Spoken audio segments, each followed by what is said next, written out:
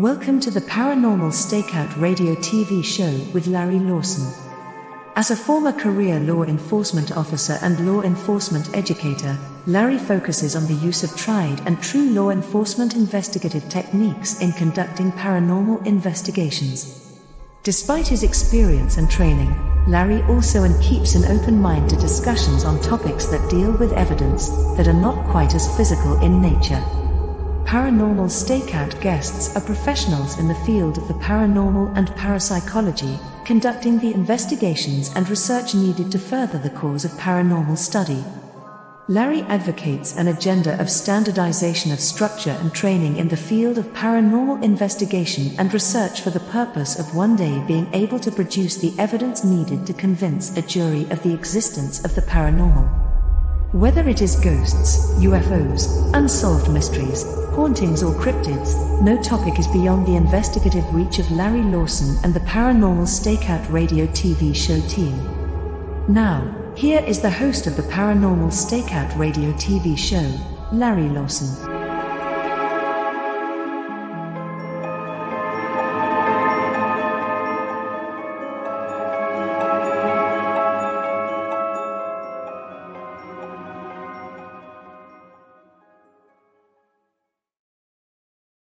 Hello, everybody, and welcome back to Paranormal Stakeout. I'm your host, Larry Lawson, coming to you from the headquarters of the Florida Bureau of Paranormal Investigation and Indian River Hauntings in beautiful Vero Beach, Florida. So glad to have you all here tonight. This is a show where we talk about everything that's paranormal, not just ghosts, but UFOs, cryptids, and anything else in between. So glad you're here to join us, and I've got a great guest for you tonight. I think you're going to enjoy it. But before we get going, I want to chat a little bit about how you can find out a little bit more about my organization, the Florida Bureau of Paranormal Investigation. You can check us out at paranormalfbi.com or Indian River Hauntings, which is our outreach, you might say, at indianriverhauntings.com. You can also catch us on Facebook on both those titles, Indian River Hauntings and FBPI. And you can catch us on YouTube if you want to see some of our investigations and the things that we're up to. You can go to our YouTube channel, Indian River Hauntings. Now, we've got something else that we're trying to do here, and I want to invite you, my audience, to send in questions that we're going to answer at the beginning of each show. To do that, you just get a hold of us at ghostguy@paranormalstakeout.com. Send us your questions, and you'll actually get a form, and you'll send your questions into us, and we'll answer them right here on the show. So let us know what your thoughts are, what your comments are, your experiences, and questions you might have about the paranormal. So with that, let's get on to our guest. I've got a really interesting gentleman with us tonight. He's a good friend, just like me, a retired cop from New Mexico. So it's a little bit different than what we have here in Florida. Ike Ensey, also known as the Paracop, is joining us. Ike kind of took the same career path I did. Started off in corrections, did some supervisory work in corrections, including running the special operations team for the facility that he was in. He then became a patrol deputy, patrol supervisor, and then, just like I did, oddly enough, became an investigator for the prosecutor's office, district attorney's office, spent some time there, and he ended his 27-year career as the chief of police in Moriarty, New Mexico, after coming up the ranks there a little bit. So he's from Bavaria. Oddly enough, he's from Germany, and he spent about some time living in a 200-year-old haunted house in Bavaria. So we'll talk about that tonight. Ike, welcome to the show. Hey, thanks for having me. It's a great show. Thank you. Now, you're out there in New Mexico right now, and you've just informed me that it is snowing. Yes. Yesterday was 65. Today it's snowing. So if I told you it was 75 here and sunny, you wouldn't be all that impressed. Huh? Yeah, I don't want to hear it. So we're both cops. We've both seen things. We've both experienced things on the street. I've heard some of your stories. They're pretty fantastic. You're in a different area. Of course, I deal with pirates and things like that on the Treasure Coast here of Florida.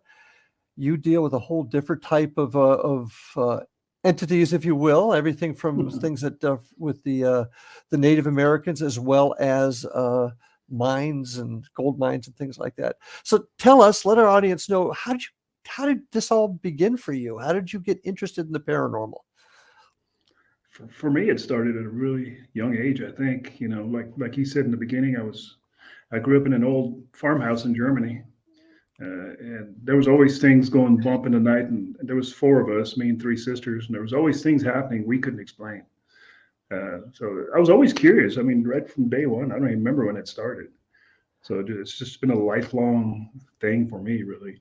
And as I progressed through the years, just more and more weird stuff kept happening to me. So Anything as a kid that really, because so many things happen to individuals when they're children. Anything that really strikes you as the defining moment? there were so many things that happened in that old farmhouse of ours. It's hard just to pick one, but everything from doors opening and closing by themselves, shadow figures, and that's long before shadow figures became a keyword. Nobody knew. We just seen a shadowy person. Um, Noises at night, things moving. You set something down, it'd be gone, and then you'd show up the next day. And that was a common occurrence when we were kids. It happened all the time. It happened so much that we just kind of accepted it. We knew it was a ghost. Well, and that's interesting. Coming from a European culture, growing up in Europe, in Germany, how how did the how did people look at the paranormal then? Was it accepted? Here it really didn't pick up and become a generally accepted concept, if you will, until the last 20, 30 years, maybe. I mean, that people obviously investigated. But what about Germany? Was it different there? Did people just naturally accept it? It was much more accepted over there than here by far. Don't ask me why, but you think about it. Most ghost stories, all your Christmas ghost stories, all that stuff, all your fairy tales, all come out of Germany. Hmm. So ghostly people over there. I mean, it was just a common thing. And what is Geist or Geister is the German Geist, name for Geist? Okay. Geist, as a poltergeist. Right, right. Now the Slender Man, we've all heard of the stories about Slender Man, and that made a big splash here a few years ago. That's actually a German story too, is it not? Or do I have that wrong? I'm not sure about that. I don't Okay, know. I've okay, never so heard of it in Germany. I never heard of a Slender Man while I was there. So okay, I okay. don't Well, know. so here you are. You end up coming to the States as a young man. You did a lot of different things, and you end up in the New Mexico area. Uh, became law enforcement officer. Did this stuff continue? Did Oh, these experiences continue? absolutely. It was just kind of almost like it followed us, although I know it didn't because this was a whole different. The things we experienced in Germany never felt like they were malicious. It never felt like it was going to hurt us. It was just something that you lived with, almost accepted it. Things go bump at night. At night, it was just something that went bump at night. Once we moved to New Mexico, I experienced things that were much more almost like evil per se. I mean, it didn't. You had this feeling where your hair would stand up, and it was something just wasn't right. Hmm. And I never experienced that in Germany. I've always experienced it here, though. And your dad was an American military officer, if memory serves, correct? And Yes. that's how you ended up back here. When you say malevolent, that's kind of interesting. What do you recall happening that made you think that this was evil or something that might be trying to harm you? Do you have a specific memory at all? Well, later on in life, I think when I was a deputy, I think it was the first time I've really experienced an entity or something out there that was not happy with what I was doing, and we messed with it. It was me and another deputy, and we taunted it a lot. It was at the sheriff's department, which was clearly haunted, and we messed with it a lot at night because we were the only two out at night. And at one point, I got really, really sick, and I had maybe a fever-induced hallucination or whatever it was, but I had probably the clearest vision I've ever had, and it was a spirit that came to me, and it was telling me, keep effing with me, and I'll show you what I can do. And That's what it said? oh yeah, absolutely, absolutely. And I had strep. I caught strep, and it was so bad. Nothing. I took two different kind of antibiotics. Nothing was getting rid of it, and I finally ended up taking a steroid. And I went to the hospital twice. And it was leading up. I was getting sick at the point where we were really taunting this spirit. We knew who it was. It was a person that got beaten to death in one of the jail cells back in the 50s. And we knew he was in there because he kept turning the lights on and off. The faucets and the sinks would turn on and off. Cell doors would open and close by themselves. Everybody knew it. Every deputy knew it.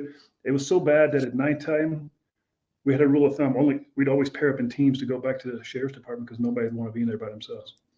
And we taunt this guy so much, and I think it finally hit a crest, and I got really sick. And as I was getting better, I was laying in bed watching TV, and I didn't fall asleep because my wife was right there.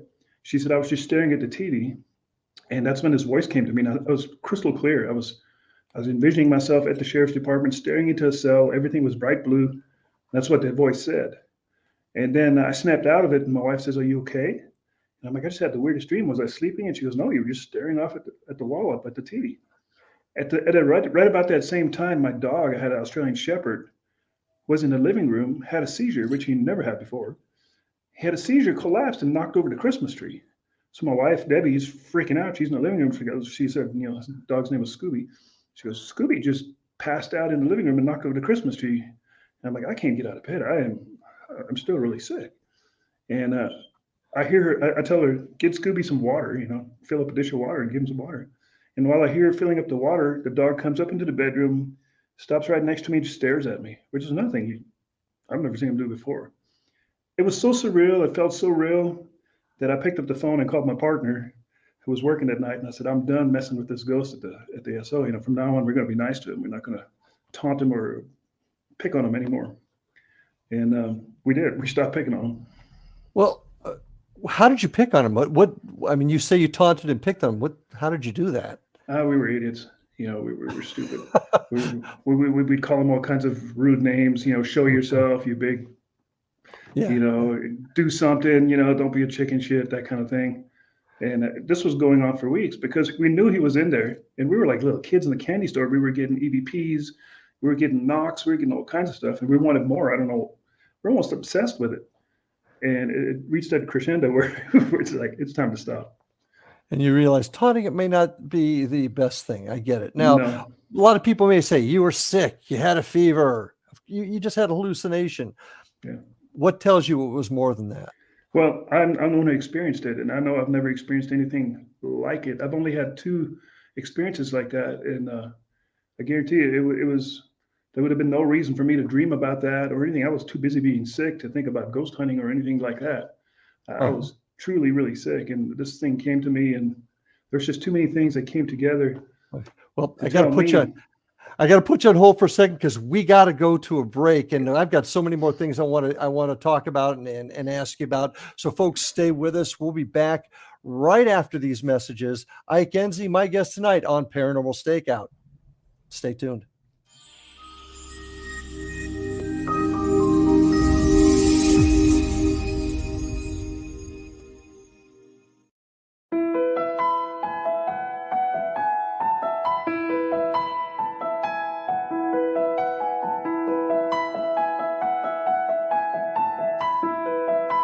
From the Canada-US border in the southern region of Niagara, traveling north in Ontario's Golden Horseshoe, then east and west of the Greater Toronto Area, there is growing awareness and excitement as more and more people are starting their day with Beautiful Mind coffee, the delicious healthy coffee that your brain will love.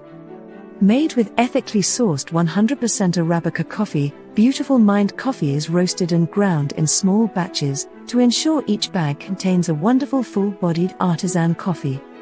Scientifically formulated, Beautiful Mind coffee is the only coffee blend that contains 3 herbal ingredients found to aid in boosting your daily mental clarity and focus. Maca root powder, green tea extract, and American ginseng have been selected for their ability to support good brain health. Taking care of your brain's health now can help delay or prevent the onset of cognitive dysfunction, including dementia, Alzheimer's, and more general memory loss as you get older just by enjoying the delicious flavor of our roasted coffee and herbal ingredients found exclusively in Beautiful Mind coffee. Beautiful Mind coffee is now available at Amazon.ca and soon to be available in selected locations near you. In Hamilton, Ontario, Beautiful Mind coffee is now available at Livelong Wellness Clinic, located at 189 Hewson Street South. Beautiful Mind coffee can be ordered by telephone by calling 416-436-3675 or 905-536-2450. Why have a good cup of coffee when you can have a great cup of Beautiful Mind coffee that's good for your brain? For more information on Beautiful Mind coffee, visit us online at www.beautifulmindcoffee.ca.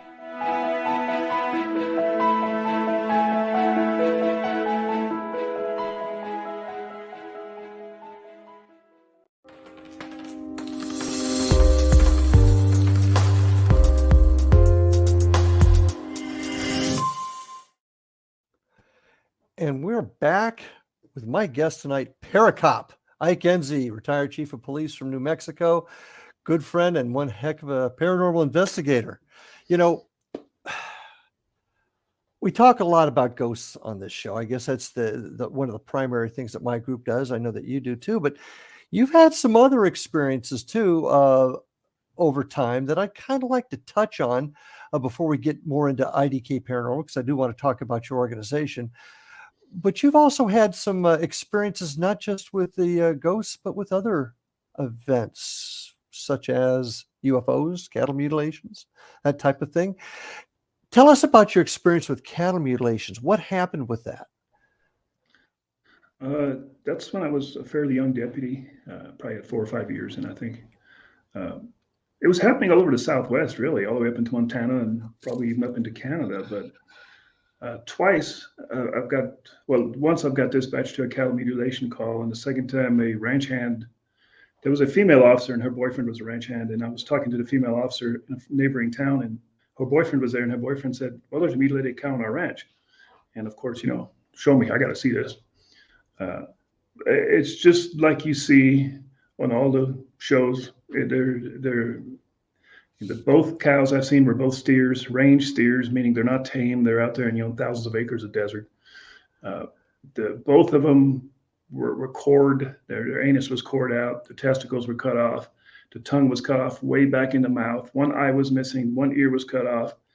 It makes no sense. And the second one I treated more like a crime scene, and we approached it from the outside, and we were looking for prints and tire tracks and predation and everything you could think of, and nothing touches these cows. They just lay there, and coyotes won't even touch them.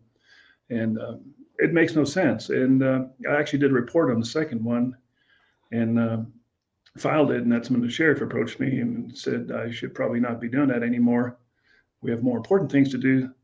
We don't have time for the boogeyman kind of stuff, and to leave it alone. And I even argued with him. I said, this rancher lost a cow. That's probably $1,500, $2,000 cow. And he just told me to leave it alone. That's a direct order. And I'm like, okay, I'm not going to touch that anymore. But the mutilations were legit. I mean, in both cases, there were reports of helicopters flying around that night. And I don't know, that seems to be the common thread a lot of times with helicopters. I don't know what that means, but we've made phone calls. We tried contacting the air base to see if they were doing anything out in that neighborhood, and they weren't doing anything. Of course, they wouldn't tell us anyway. But whatever's taking these cows almost appears like they're dropping them off in that location, because there's no tire tracks, there's no footprints or anything else. And if somebody's cutting all these body parts off, there should be footprints all over the place. Not to mention blood and that type of thing. No blood. Now, you got helicopters flying over. Of course, the first thing that comes to my mind, I taught cults and deviant groups investigations to cops for years. Taught them how to investigate an occult-related crime scene, mostly with young people that are just trying to be cool Satanists or whatever. Any chance that was the case here? That it was just somebody that thought they were performing some sort of ritual and took care of the cows that way? Is that possible? We looked into that, and we kind of ruled that out, because these cows out west here in the Southwest, they run around on huge tracts of desert, thousands of acres. They become wild. They're feral cows. Mm-hmm. And if you think you can walk up to a steer out in the desert, and there was really no sign on how they killed this cow. I mean, there was no bullet hole or anything like that, So we don't even know what killed this cow to begin with. But if you think you can walk up to a cow and just start dismembering it out in the desert, you're probably in for a rude awakening. Okay, and you mentioned the coyotes wouldn't even touch it. Are you saying that here you've got the corpse of this cow here with its genitalia cut out, its eyeball cut out, maybe an ear, but none of the rest of the cow has been touched by a predator? They will not touch it. And that ranch hand confirmed it. He told me he's had a couple of more in the last couple of years. And he says they end up burying it. They take a backhoe and just drag it. They dig a hole and drag it over to a big hole and just bury it. In normal cases, most ranchers, what they do is they have a dead animal pile somewhere on their ranch, and they just drag, whatever animals die out there, and let coyotes, whatever, crows and vultures eat it. But he says those cows, nothing touches them. And how many times did you actually have to deal with this that you can recall? Twice.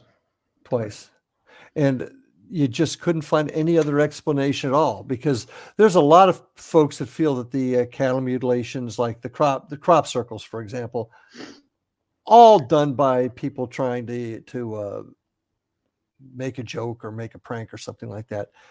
You didn't find any evidence of that at all.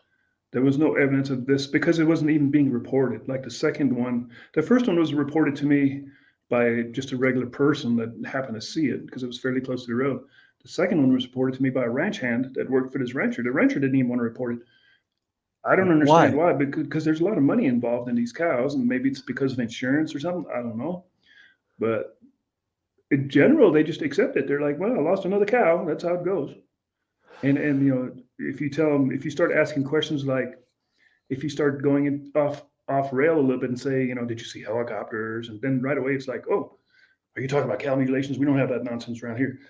It's really a bizarre situation when clearly that cow laying there is a mutilated cow. Yeah. And your boss did not want you touching this at all, right? No, he was a rancher himself, and he's like, he was you have more important things to do. There's more important things going on besides you out there in the middle of nowhere chasing around dead cows. Leave it alone. And I didn't. And then he caught me the second time, and that was like, that's a direct order. Like, okay. Do it again, and it'll be more than just a discussion. I get you. What do you're a detective like I am. You've spent years conducting investigations. And what do you think? What do you think this was in your gut? It's actually, that's something that's still going on. And you hear reports of it every once in a while. And I really don't know. I don't know if the helicopters tie in, because I've seen helicopters out here do some strange stuff. I could have sworn I've seen a helicopter chase a UFO one time, and it wasn't just me, it was two other deputies. And I don't know how that all ties together. Why in the world the military would want to abduct a cow, mutilate it, and drop it back out in the field when they can just go to the nearest slaughterhouse and buy one and do whatever they want to do with it is anybody's guess.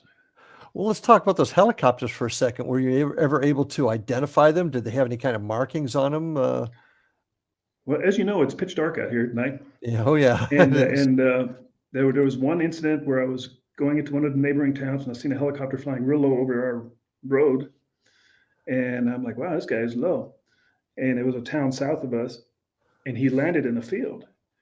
And I pulled into the town next to another deputy, and I said, hey, did you see a freaking helicopter? And he goes, you're always seeing stuff. And I'm like, no, really. Helicopter landed over there. And I said, follow me. And we drove over there, and there's a helicopter sitting on the ground, running at full bore. I mean, it's wound up. And we blacked out our units, and we're kind of sneaking up close to it, probably 50 yards away. And we stop and we get out of our units, and we're sitting there looking at this helicopter trying to make out what it is. And all you can see is a bright red flash on it. And it was a small helicopter, like a little bird type helicopter. Okay. The two-seaters. Right. And it was just revved up full throttle, just sitting on the ground running. And I look ahead of it, and probably 200 feet ahead of it is a greenish yellow light on the ground. And we're like, what the hell is that? And this green yellow light shot straight up in the air and took off in one direction. And this little bird helicopter just starts chasing it. And they're like two dogs chasing each other all over the place. But because it was so dark, we could not tell what that thing in front of it was. But it wasn't another helicopter, because you could see the black shadow of the helicopter chasing, but the yellow-green light, all you seen was the little yellow-green light. You couldn't tell what it was. And they chased each other around for a little while, and then they took off in one direction and disappeared. And we went to dispatch, had dispatch call Kirtland Air Force Base, and they said they have nothing going on this side of the mountain once again. Who knows if that's true or not.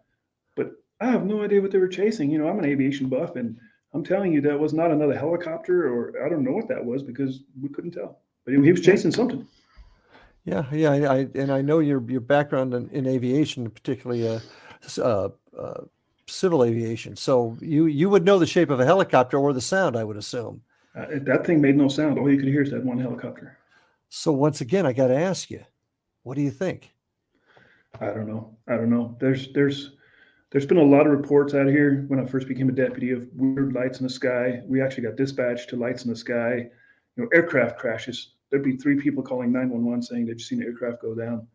And we responded to a certain area, and there'd be nothing there. And we take statements from the people, and they describe in detail, it was a bright yellow light just sitting there hovering. And it used to happen out here all the time, all the time. After all, we're not that far away from Roswell. That's true. That's true. And do you think that's connected with all this? I don't think there's a connection. I think it just happened to crash in Roswell. There's actually several UFO crashes that happened out here. There's one in Socorro. But in the big picture, we're all within 100 miles of all of those UFO sites. Are we getting visited, Ike, in your opinion? I think so. I think they're here. I think so. I think we got visited probably a couple of thousand years ago, too. Well, correct me if I'm wrong. Did you have an encounter one time with something in the trees? We used to get a lot of calls of tree people. I started calling them tree people because, as a cop, you always like, you dispatch would be like, can you go to so-and-so, this location in the rural area somewhere? RP's claiming there's somebody in a tree. Now, RP was a reporting person. And that happened so much in like a 1-year time frame to where I said, great, another tree person call. And most often than not, you would show up at a house, and a lot of times it'd be a really nice place. Professional people, and you pull up in your police car and they come running towards you and they're pointing at the tree, and there's some people up in this tree. And I shine my spotlight up there, and there's nobody in this tree. And they would describe them in detail. There was 2 people up in the tree. My husband's seen them. The kid came out, they seen them. We told them to get out of our tree. They wouldn't leave. They didn't talk to us or anything. They're just hanging in our trees. That probably happened 20 times in a 1-year period. It was so bad. One guy tried to cut his tree down, his big ponderosa pine tree, which has a base, probably 5 foot in diameter. His chainsaw quit halfway through, which is probably a good thing because the tree would have fallen onto his house if he would have succeeded cutting it through. But he was cutting the tree down because there's people up in his trees. And as a cop, the first thing you think of is methamphetamines. These people are all on meth. Absolutely. That's why I was going to go there. Do we have any alcohol or drugs involved here? There was some cases where people were drinking, but in almost all cases, there were business people. There were 2 people who were scientists at the lab, at Los Alamos Labs. Interesting. So, once again, how do you explain all of that? And you live in a really, really interesting area, and we're going to be taking a break in a minute or so. So I don't want to get too far into it, but I mean, you've got an abandoned Air Force radar station there, right? correct. Which I find quite interesting. I spent some time with you up in the gold mines up there, which were pretty spectacular. And I'm going to want to go into some detail about that when we get back, because you've had some interesting experiences in the gold mines of New Mexico. So, folks, we're going to take another break in just a second here, but I want to remind you, IDKPARANORMAL at gmail.com, I'm sorry, is a great way to get a hold of Ike. He also has a YouTube channel, IDK Paranormal on YouTube. So check that out too. But stay with us. We got more to talk about. We'll be back right after these messages.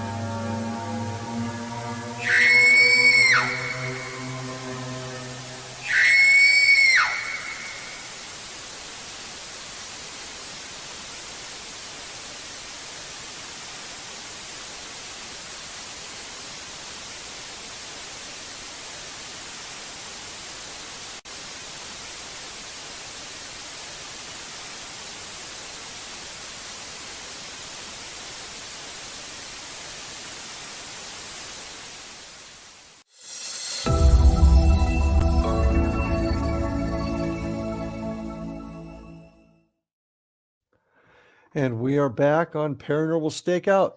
My guest tonight, Paracop Ike Ensey, retired chief of police from Moriarty, New Mexico. What an interesting place New Mexico is. I had the good fortune of spending a few days with you out there, exploring some of the interesting sites out there. And it's an interesting difference between Florida. Florida is a relatively new state when you look at places like New Mexico, where inhabitants were here too, but it's just a different type of terrain, a different feel out there. And you spent 7 years as a cop in New Mexico, right? Mm-hmm. And how many of your colleagues, if you had to put a percentage on it, how many of your colleagues do you think experienced things they couldn't explain, whether it be the helicopters, the mutilations, ghosts? 100%, all of them. There's Really? not a cop I know that hasn't experienced something. Now, will they accept it? That's a different story, but they've all experienced it. How often do the guys and gals talk about it?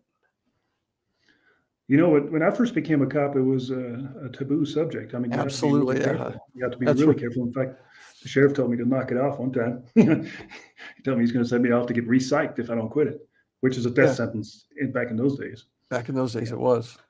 But during my career, you could see it opening up. I mean, more and more. I think it had a lot to do with the TV shows. That was around the time, a lot of the ghost hunting shows started popping up, and it became more of a acceptable thing. And I really noticed that too, when I became aware of Honolulu, Hawaii PD. It's several years ago now, but I don't know if you've seen them, but on YouTube, they've got a whole series of ghost experiences that their own officers have experienced, and they've refilmed them and put them into a format. Yeah. I mean, when I came on the job, and I came on a few years before you did, man, you didn't even talk about things like that. No. And it just seems to have grown quite a bit. You have one story, and I'd like you to share. It was about two folks on the road. They were heading somewhere, and do you remember the story? They were going somewhere. They knew about you. They knew about. Oh, yes. Yeah. That was a really bizarre situation. I think I was a captain, or maybe chief already. I think I was captain. I was a captain. But one of our female officers got dispatched to the interstate. I-40 runs through our town here. And there was two people walking down the interstate close to the traffic line. And she goes out there just to do a welfare check. It's not against the law, but just do a welfare check, make sure they're okay, and tell them to kind of stay on the shoulder so they don't get run over. And when she comes back, I hear it clear from the call, and she comes back to the office, and she sees me right away. She goes, "You're not going to believe this." But it's an elderly, they were both Black people, and she was probably at least 75, 80. And the other guy was her son, and he's a really tall guy, probably in his early 40s or late 40s, early 50s. But she comes to the office, and she goes, "These people knew everything about me. They knew where I lived. They knew how many kids I had, everything." And I'm like, "Well, maybe are they from here?" And she goes, "No, they're from Louisiana. They're heading back to Louisiana." And one of them was pushing a shopping cart. His son was pushing a shopping cart. I'm like, "So they're homeless?" And she goes, "Yeah, but they didn't want any help because we had vouchers we'd give out, for bus ticket or food. We'd have water, blankets, stuff like that. They didn't want anything. They didn't want to be a bother." And so I sent my lieutenant out there. I said, "Go check this out." And my lieutenant goes out there, and he comes back a little while later, and he's just as perplexed. She goes, "They knew I was freshly divorced. They know I have a girlfriend. They told me everything's going to be okay. You're going to have a child." All those things came true, by the way. I'm like, "Oh, that's crap. I got to go out there and see him now." So I drive out there. I say, it's too good to be true. So I drive out there, and they're pretty far out of town already. And as soon as they see me coming, they stop walking, and they just look at me. And her son is kind of skittish of the police. He's like, just, backing up a little bit. And I'm like, hey, I'm not here to hassle you. I'm just here to talk to you.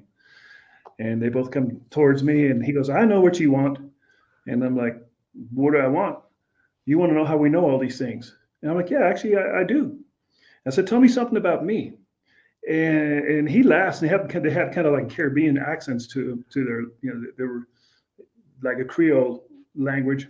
But he laughs, and he goes, "I knew that's why you were here." And I'm like, "Well, that's easy. Tell me something I don't know." And he goes, "Well, I can tell you have a son and a daughter, and I can tell you your son's in the military." And I'm like, "How the heck do you know that?" And he just laughs. And he goes, "Don't worry. They're both going to be fine. You're going to be fine. You're going to have a great long life. Is there anything else?" And the old lady's just looking at me, grinning the whole time, like, she knows something I don't know. And I'm like, "No, is there anything I can do for you guys?" And no, we're doing fine. And they just continued walking, but there's no reason at all. These people should have known any of that stuff. Not at all. Just more of the strange things that happen in the Great Southwest. Yeah. Now, so many interesting spots here. And, I mean, we've got palm trees and ocean here. You've got desert, rocks, mountains. Tell us some of the more interesting spots where you've actually obtained paranormal evidence in your neck of the woods. Well, this whole place is, it doesn't matter where in New Mexico, and it's not probably just New Mexico, it's probably the entire Southwest. The desert is unique just because of the wide open loneliness. I think you're more in tune when you're out in the desert because there's nothing. We have these high mountains. We have climates that are comparable to Canada on their high mountains. And then we have the area I took you, gold country. So it's a mix of everything, and all of it, at one point was settled by natives and or Spaniards. There's a lot of bad stuff that has happened out here. So there's not a specific area I can think of because I've caught ghostly encounters and EVPs and stuff everywhere. Every place is. What is the Native American influence like out there, and how does their spirituality, do you think, connect with all of this? Do you have any thoughts? It's different. On that? It's different because each tribe has a different belief system. There's nothing in common with any tribe. Some tribes like crows. Other tribes, if they see a crow, they run. So it's all different. But one thing they have in common: they all believe in the spirit world, and they all believe that if you talk about it, you will manifest it. We don't have a whole lot of Navajos per se where I'm at because the reservation's 250 miles away. It's up by Farmington. The Navajo reservation is huge, and a lot of the natives trickle down this way. And back in those days, I've arrested a lot of them, and I've talked to them, I'd ask them stories. And skinwalkers, they all believe in skinwalkers. I mean, that's not even a joke to them. It's not something you would just, hey, do you believe? Absolutely, they believe in skinwalkers. Well, I've talked to Navajo Rangers, which are federal police officers that work on the reservation. And those guys are super trained. They're really high-speed cops. And every ranger I've ever talked to has seen something bizarre and believes in skinwalkers or entities. So a lot of them say, I don't know if it's a skinwalker or what it is, but there's something that's not human that lives out in the desert. And my understanding is on the reservations, if they get a call involving some sort of spiritual entity, skinwalkers in particular, they're compelled. They must go and investigate it, from what my understanding is. So that I find that intriguing. In your spot, the gold country, you took me up into the where the gold mines are, and actually got an opportunity. And I believe on my YouTube channel, folks, I've got a little bit on there with Ike and I going into one of the gold mines, and they're old. I mean, they're old. Some of them have been reworked recently, but they're very, very old.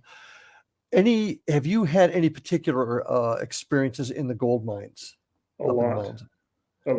Just to explain a little bit, the gold mines, that area is called Golden, New Mexico. It's in the San Pedro Mountains, and it was the first gold strike west of the Mississippi for the Europeans. But prior to that, the Spaniards mined out there like mad. They basically enslaved the native Pueblo Indians and used them as slave labor to mine for silver, gold, and lead out there. So there was a lot of bad things that happened out there. Plus, there's a pretty good population of Chinese immigrants that they used out there as slave labor, and just intense history. Some of the mine shafts I took you to date back to the 1600s. They've been reworked, and if you look at them carefully enough, the beginning you can see pick marks and axe marks in the rock, and as they go further back, then you can see more modern pneumatic tools. But the old country and that whole area is really, I have a claim out there myself, and that whole area is very spiritual. I mean, when you're out there, you just sense it in the air. Everybody that I've ever met out there working on a claim feels the exact same way. A lot of them have seen stuff, and there's definitely something going on there. Well, you've got a lot of minerals, and I assume granite and maybe quartz out there. It's all quartz. Right? All quartz. Lots of granite and quartz. So a lot of energy may be held by these minerals. Do you think that might be part of it? Just somehow this energy is messing with your head, or do you really think it's the other side? I don't think it's messing with your head, because quartz is a known conductor of electricity, piezoelectricity. And this whole area is mineral rich, hence it's a gold area. Yeah. There's not just quartz, but there's iron, there's copper, there's all kinds of mineral rich areas. So it's a huge battery, really, out there. And I don't think it's messing with your head. I think it's legit, because I've caught some EVPs out there that really make you scratch your mind. You're like, what the heck was that? And folks can hear some of those EVPs, I believe, on your YouTube channel, correct? Yes. Yeah. Yeah. So check out IDK Paranormal on YouTube. You'll get to hear some of these really interesting EVPs I have, and I'm pretty intrigued myself. Now, we got a couple minutes before our next break, but you had an old air base that's there. Right? It's not actually an air base; it's a radar station, Air Force radar station we got to spend some time into. Do you know the history behind that and what was going on there, and if you had any experiences there? I do know some of the history. It was built in 1951 during the Korea conflict, and I think it was closed in 1961. So it only lasted 10 years, and I think newer technology kind of made that obsolete. Mm-hmm. But it was a pretty good size. I can't remember how many people were there. 1,000 or so people lived there at one point, and now it's just ruins. You've seen it. It's just old walls standing around. But as far as experiences, I did. It's a very, very creepy place when the sun goes down. Even as a cop, we knew it, because as cops, we go out there every once in a while, and it's a very spooky, creepy place. And I did catch some really good EVPs out there one day. Yeah, and I know when we were out there, we had some interesting experiences too. We didn't catch any EVPs, but we did. We had Chris with us via the internet, and he got some interesting. And he didn't know where we were at. We didn't tell him, Right. But he got some things that pretty well confirmed it was a military base, and he had no idea. Excuse me. So I kind of found that interesting, and I'm looking forward to actually going back there and camping out there. We've been talking about that. So, any other particular spots in your town, like your property? This is, like I said, this entire state is just one big ghost generator. But yes, my property also, the house I'm talking to from right now, we've just had tons of experiences in here. Everything from opening, closing doors by themselves to sounds and voices. Just 3 days ago, I was in here by myself. I clearly heard a woman's voice. I don't know what she said, but it startled me. It made me jump, and I'm like, what the heck? Well, when I was there, I had something literally push my shoulder, if you'll remember.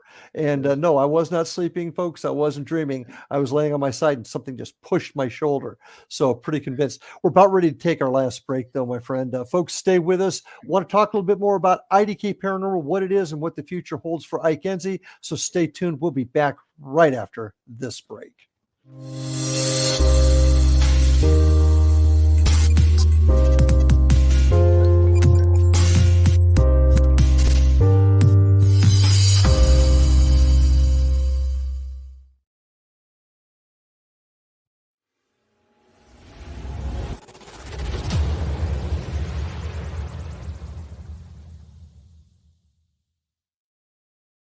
So I was watching the X Zone TV channel last night when I was abducted by aliens, and they kept repeating to me over and over again, simultv.com, simultv.com. What's simultv.com? That's what I asked them. They had it written on the side of their UFO. How do you spell that? UFO. No, I mean simultv.com. simultv.com. simultv.com. Right. simultv.com. Interesting that you were abducted by aliens in a simultv.com UFO last night. Oh, yeah? Yeah. Now that you mention it, I remember now last night I was awakened from a deep sleep. My great-grandmother was standing there. She said she come from the hereafter to tell me about simultv.com. She even spelled it out for me. simultv.com, sonny boy. simultv.com. simultv.com, sonny boy. Wow. Yeah. Guys, you'll never guess what my psychic guru just told me. simultv.com. Exactly. Are you guys psychic too? Of course. We all know about simultv.com. simultv.com.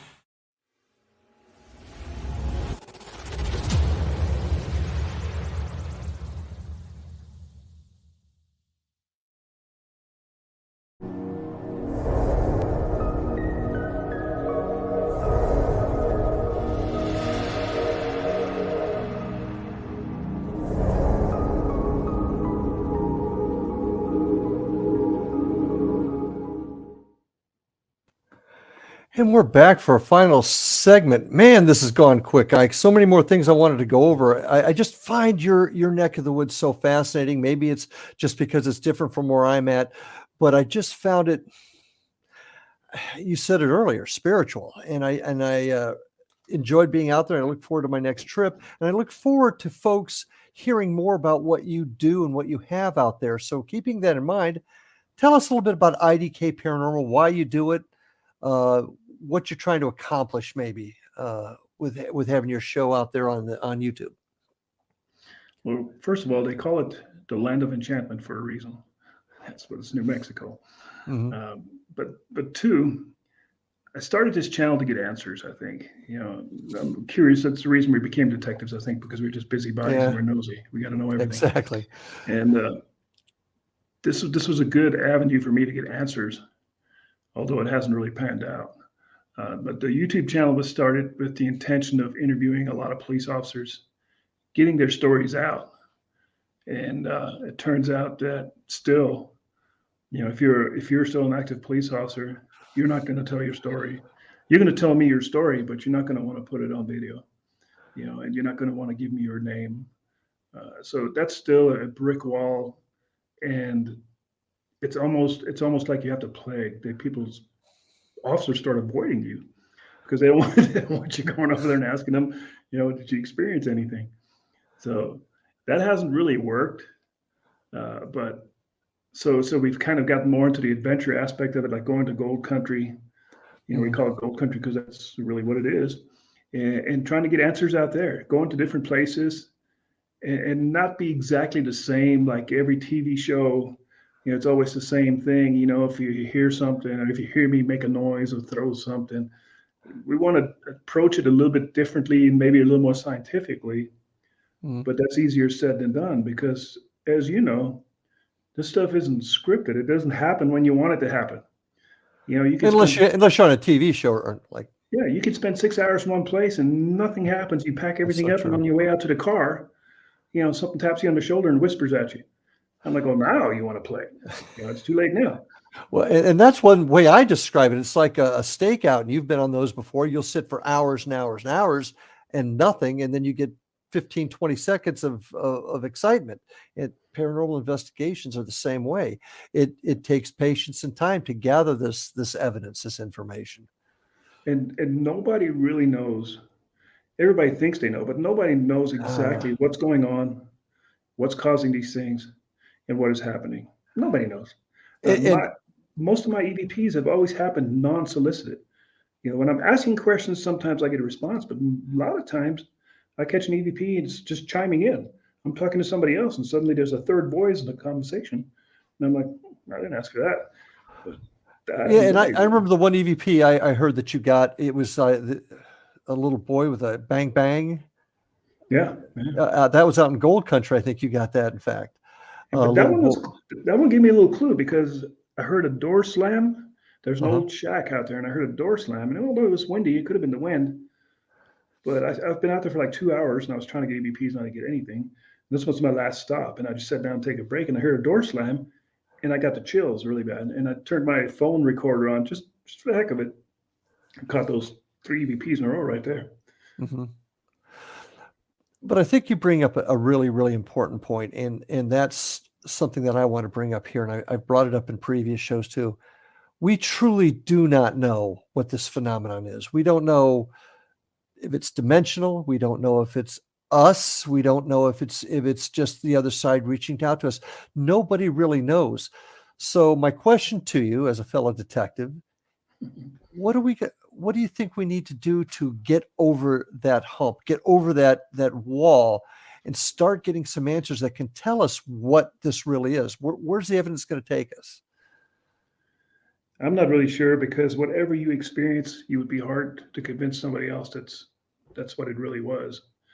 Unless new technology comes out where you could scientifically document stuff with legit equipment, and that's another one of those things. I mean, how legit is your equipment? Is it subject to be contaminated from outside sources? So who knows? And other than taking a trip on DMT and going to the spirit world, Native American style, we'll probably never really know what's going on out there. So why do we do it? Why do we do this? And I agree with you. I agree with exactly what you're saying.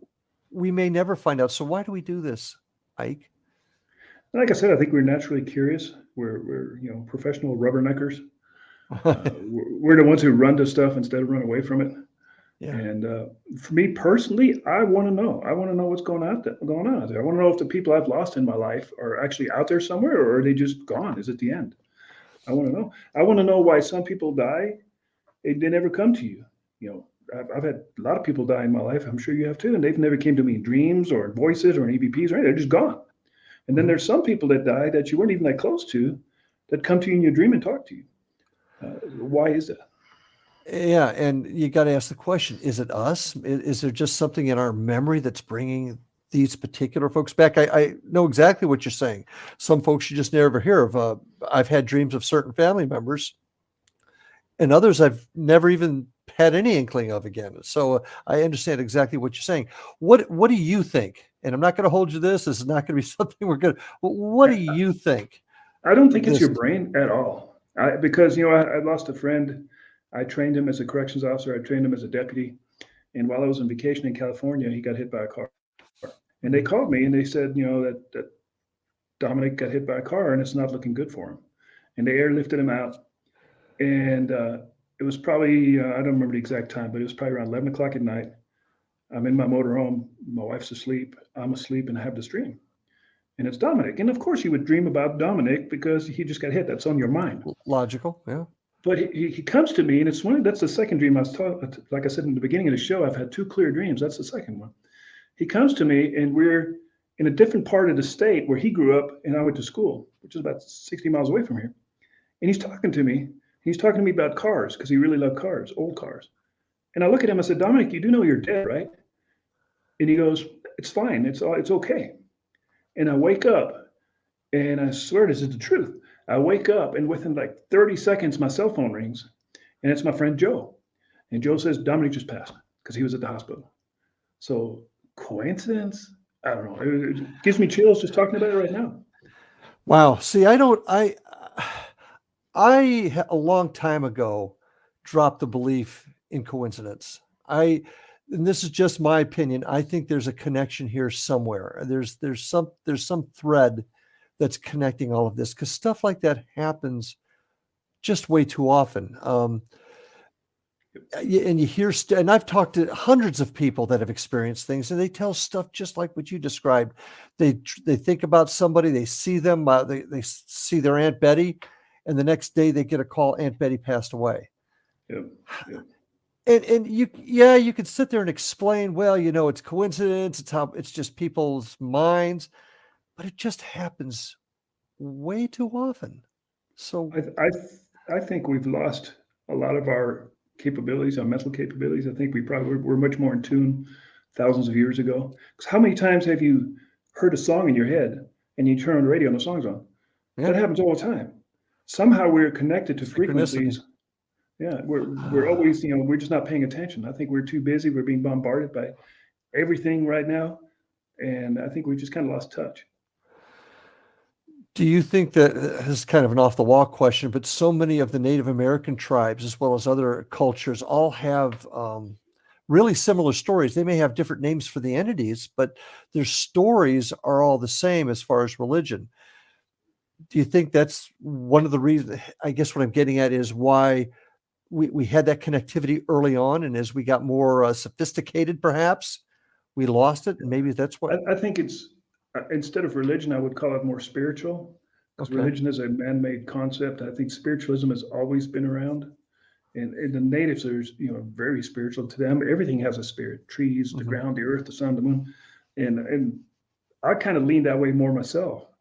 And but like I said, I think we've lost connection. Somehow we got disconnected, because when I'm outside in the middle of nowhere, sitting, by yourself, it's amazing how you can hear things that you've never thought were out there. It's a different world, and nobody does that anymore. There's a handful of people.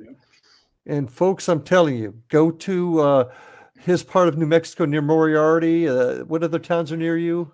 we Moriarty. get Estancia, Mountain Air, of course there's Albuquerque, the murder capital of the world. You don't want to go there. Well, yeah, but I mean, you can see Albuquerque from a distance, but where you're at, it's just so open, and there is a spiritual nature to it. In our last few minutes, Ike, where's the future? Where are we heading? Where are we heading with all this, or where should we head? I'm not really sure. I mean, I'm going to continue doing what I'm doing. The YouTube channel has kind of slowed down. We haven't been very active. You know how it is. I think you put a lot of work. It takes a lot of work, maintaining a channel, and you don't get nothing for it, and there's so many people that are negative about it. And so many people doing it too. It brings you down. I mean, why am I even doing this? Just so you can respond to something negative to me? But we're coming back. We're making a comeback. Well, we're looking forward to it. Once the snow goes away, we're going to start investigating again and hopefully bring out some new content, some real content. So tell folks where to find you, how to get a hold of you, and tell them about your contests that you do, which I think are pretty cool. The contest on YouTube, there's always there's always a contest on YouTube. Usually we give away silver because I'm a big fan of silver. But you can get a hold of us you can follow us on YouTube on IDKPARANORMAL at YouTube, or you can just email me directly at idkparanormal@gmail.com. Please subscribe. It helps a lot when you subscribe to YouTube because it lets you know at least somebody's out there watching. There's so many people that watch my videos. I'm like, why don't you subscribe? And they're usually cops. Well, I don't want anybody else to know that I'm watching this. I'm like, okay. What message would you have for folks out there? Do you want them to maybe reach out to you with their stories? Yes. If you have good stories, and if especially if they're out in my neck of the woods out here, if you have had anything experienced anything out here, please let me know. If you have any haunted places out here that you'd like us to look into, we'll definitely go look at them. Excellent. Well, and I will do the same if I come up with some ideas, and I'm hoping to get you back here to Florida sometime in the near future. And folks, we're trying to do the same thing with Paranormal Stakeout. If you have questions, thoughts, comments, theories, open to all of it, get a hold of me at Ghost Guy at paranormalstakeout.com. Fill out the form. There'll be a form out there soon, or just send me an email saying, this is what I got. And we're going to talk about them on the show. We'll get your questions on the show. Once again, paranormalfbi.com. That's how you can get a hold of me, or IndianRiverHauntings.com, Facebook, and YouTube. So check us out. Stay informed, folks. Be part of the show. Appreciate Ike, you being here tonight. Appreciate you folks listening. And until we meet again, stay safe, and we'll see you on the other side. Have a good night, folks.